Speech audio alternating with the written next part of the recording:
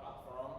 Terus mungkin juga pemerintah, sebagai pemerintah tuh kan bisa buat regulasi ya. Jadi mereka juga harusnya punya tanggung jawab gitu terhadap keamanan data privasi yang saya punya. Selain itu untuk privasi data kan, privasi data tuh sesuai dengan penjelasan ibu tadi, itu tuh hak kita untuk data disebarluaskan, digunakan atau dikumpulkan. Jadi sebenarnya data privasi ini sebagai contohnya tadi itu yang artis ya. Kalau yang artis itu kan kayak nama dia atau tadi kan ada alamat ya. Alamatnya itu termasuk, menurut saya sendiri itu termasuk data privasi ya. Karena kalau dilanggar itu menurut saya sangat berbahaya ya. Apalagi yang menyangkut data pribadi ya, entah dia alamat, KTP segala macam yang mungkin kalau mungkin diketahui oleh hacker atau pihak-pihak tertentu malah menyebabkan kerugian juga masalah di hari selanjutnya. Oke. Ada lagi? Ada lagi? Satu orang lagi? Ayo. Atau mungkin terkait kayak video tadi, boleh kalian, Bu, saya setelah melihat video ini saya sepertinya akan lebih aware terhadap, boleh? Ada?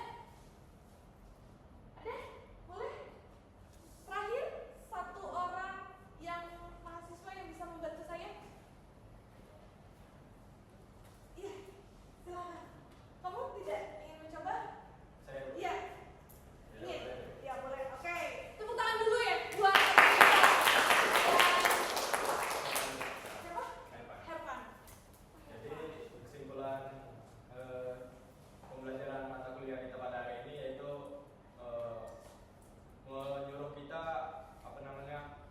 betapa krusialnya ketika kita blunder menggunakan media sosial gitu.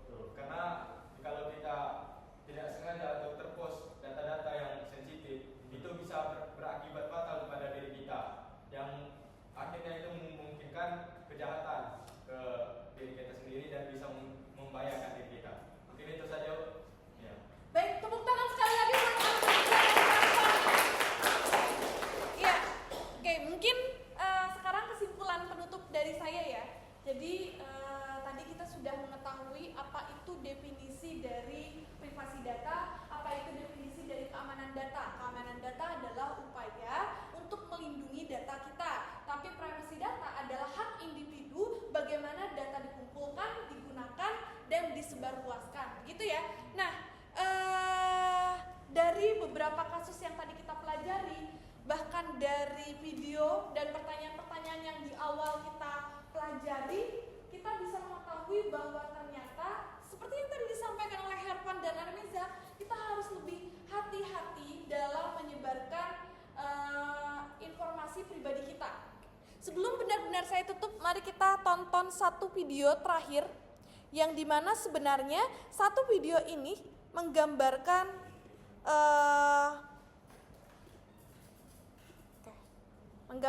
materi kita pada hari ini.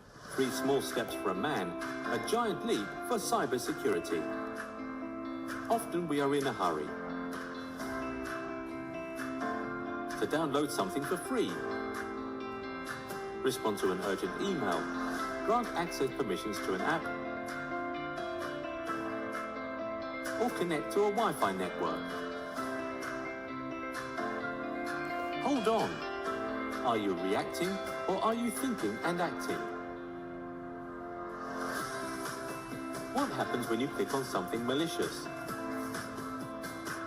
Data like your personal information, your contact list, may be stolen from your devices. Malware may enter business networks through personal devices and infect the network. Cybercriminals may gain access to business networks through backdoors and gain access to data. Next time, before you click, pause, think, and that one extra moment makes a big difference. Immediately delete suspicious emails from your inbox. Choose a secure Wi-Fi hotspot to connect. Always contact the help desk for their assistance, and do not grant unnecessary permissions for apps. Remember to always pause, think, and act. Ya, jadi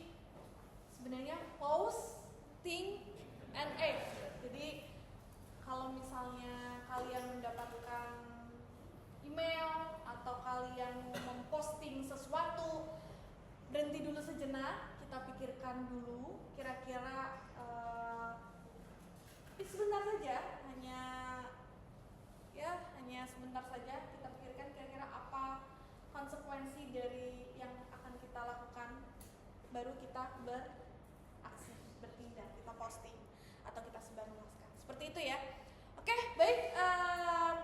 Saya tutup saja pertemuan kita pada hari ini. Jangan lupa untuk mengerjakan tugasnya, gitu ya.